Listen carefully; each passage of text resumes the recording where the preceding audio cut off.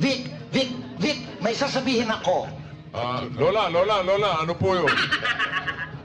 Gusto ko lang ibalita na approved na ang visa ko papunta dyan sa Pilipinas. Also, Vic, the earliest flight. Totoo ba yung sinasabi nyo? Darating kayo bukas, Lola, dito po sa TV5, sa studio? Confirm lang, Lola.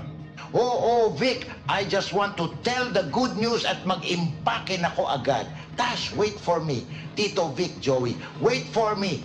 See you tomorrow, the Barkads. Magre-ready na ako. Lola Belen, bibisita sa TV5.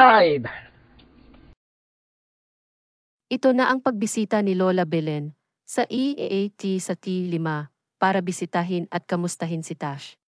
Salubungin natin ng masigabong palakpakan si Lola Belen from Hollywood.